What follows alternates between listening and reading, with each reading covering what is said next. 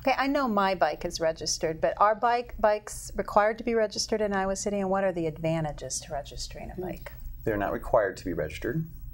We highly recommend it because when they are registered, we have your name, serial number, the make of your bike. We have all the things that we need to put on a report that we can put in the computer, and if somebody finds it, we can find you, and so, which is really important. So we recommend it, but it's not required.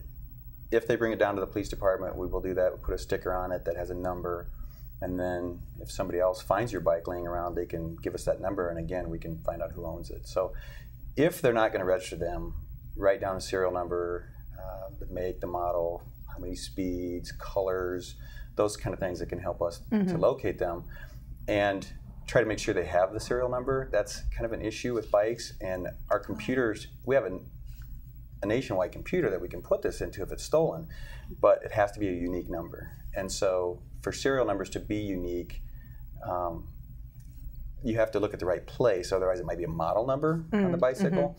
And so many times we've had that where they've given us a number, it's actually a model number, and so we go to put it in the computer, and the computer says, well, there's 20 other people that have reported the same bike stolen in the country, just because they've all the Schwinn 950. Yeah, exactly. Well, the longer numbers than that, yes, but that's exactly the case. Yeah. So make sure you know what the serial number is. That's a unique number to your bike. And well, I'm a testament to that system. I got my bike back 2 times. Oh, wow. Having it registered. That's great. So, does it cost anything to register a bike? No, it does not. Okay. Well, that seems like a bargain then. You'll find it. Maybe. Or if you find it, hopefully we don't have them stolen twice. Right. Yeah, I think it was more of a forgetting to lock it up on my way into class. So if you do recommend locking bikes up, right? Yes, that's a good idea. Yes, remember to lock your bike. That's always a good thing. Well, thank you so much for joining us today. This was a lot of really useful information. And we are going to segue to a video about how to become a year-round bike commuter, tips on bike commuting with our guest, Gregory Johnson. We're here at Jeff's Bike and Ski on Gilbert Street, and I'm here with my friend Gregory Paul Johnson. Thanks for joining us. You're welcome. Thank you. Greg is a year-round bike commuter? Yeah, for the most part. I've been doing an experiment for the last 2 months to see what's involved in attaining the same level of convenience and effectiveness by trying to use a car. So this is kind of new for me, but in other words, I'm pretty much a year-round biker. I've been biking in Iowa City for the past 3 years without a car. So what inspired you to try to become a year-round bike commuter? I wanted a mode of transportation that was fast, that was convenient, that allowed me to get from point A to point B as quickly as possible. Studies have been done that show the average speed of most motor vehicles in a city is about 10 to 12 miles per hour. Yeah, it's kind of surprising because you think, I have my car, I'll get there fast. And then you think about parking. Circling the block to park, and with your bicycle, I mean, it's a rare day that you can't find a place to park a bicycle. Exactly. So what have you seen as the advantages of introducing bike commuting as a major part of your life? Well, certainly for me, I get the benefit of being outdoors year-round, which, you know, some people would wait till their vacation to do that. I figure, why not make every day a vacation, you know? So there's a benefit to that. Certainly the money savings. For Iowa City, the average car, and certainly it could be more, but for the average car, the cost is about $500 to $700 a month when you consider everything. The payments, gasoline, insurance, maintenance, repairs. You can buy a bicycle for $500 to $700 and that's it, you know, you own it. And certainly any repairs on a bicycle are going to be minimal compared to that with a car. I imagine there's some major health benefits to being a year-round bike commuter. Yeah, exactly. Beyond just being active every day, which burns some additional calories, gets your metabolism going up, you have that extra oxygen that you're breathing in, fresh air, rather than, you know, being inside cooped up in a gym somewhere. And you're building up some coordination that you might not otherwise be getting. So I lost about 100 pounds actually through just being more active, and biking is a big part of that. So I've been trying to be a bike commuter year-round for the last couple years, and the first year I was really successful. It was a pretty mild winter. This past winter it was pretty icy, and I got a little discouraged and I didn't get out there as much.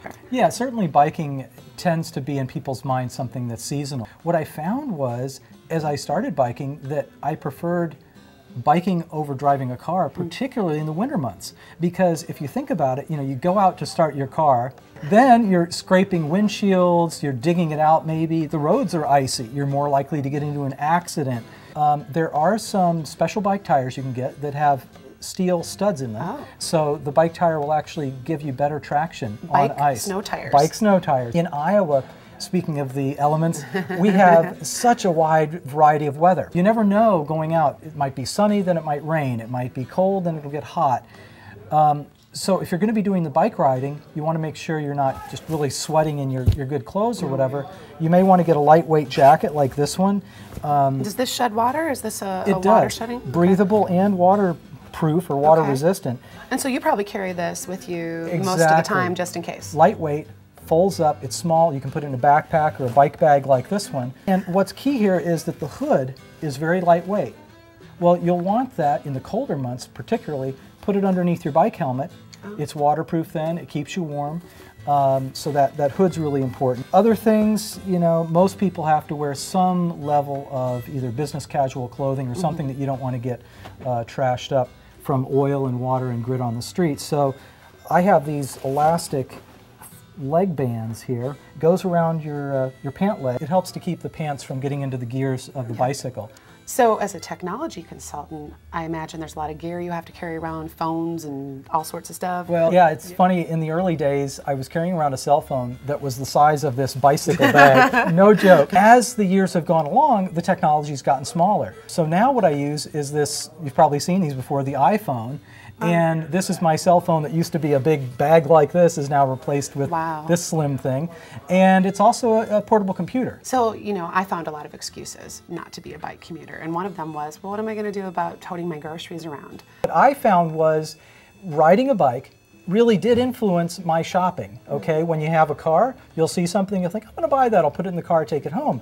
Without a car, there's a lot of stuff you don't need that if you're on a bike, you'll say, hey, look, I can't take that home anyway. With something like groceries, if you're riding the bike, you can get a few small items, put them in a backpack. For larger shopping items, you can get a cart or a wagon to pull behind the bike, and that'll take care of most people's laundry, groceries, shopping, those types of things. Put them in a wagon and you can just take that on home without a problem. Well, thank you so much for joining us at Jeff's Bike and Ski. I mean, we walked around the store before the segment and saw all these beautiful bikes for sale. And I know that sometimes those things are outside of people's price range, and so I would hate for someone to be discouraged from biking because of the cost of a bike. Do you know of any lower cost options in town? Well, certainly at your professional bike shops in town, the low end would be $200 to $400. That may seem a little bit of a stretch to people. There's another consideration as well. I've owned several bikes, a semi-recumbent, a mountain bike, a touring bike, a racing bike, all of these different bikes, and they've all worked to some degree or another for commuting. Each one's had its drawbacks. The bike that I've been riding now for about a year, I got at the Iowa City Bicycle Library. You know, the advantage of riding an inexpensive bicycle is that you're not stressing about, is it going to get stolen? Is it going to get vandalized? These concerns then are not a problem because if you've spent $70 or $80 on a bicycle, you take good care of it, it'll get you from point A to point B. You can leave it overnight, you can leave it outdoors, you don't have to really worry about it. Whereas if you invest, say, $1,000 or $2,000 in a bicycle, you're going to be stressing about, is it getting the paint chipped, or can you leave it outside for a long period of time? And I think for some people too, if they start off on a bike that they can afford and it gets them into it, if they become really in love with bicycling, maybe they do want to invest in a bike that they can do long distance riding on and things like that. So it really depends on the person. Well, and here's the thing I've noticed in life in general, this is just one of these general life rules, is that let's say you have enough money, let's say you have $1,000 to either buy a car or buy a bike. Well, you can get a really run-down, unreliable car, right? Or a really nice bicycle. Go with a really nice bicycle, right? I mean, why not have everything in your life of the highest quality possible? So just step down from thinking about cars to thinking about bicycles, and now you have a lot of options open. That's great advice. So I hope that this was helpful to everybody out there to encourage them to get on their bikes. The weather's going to be good soon, and, and get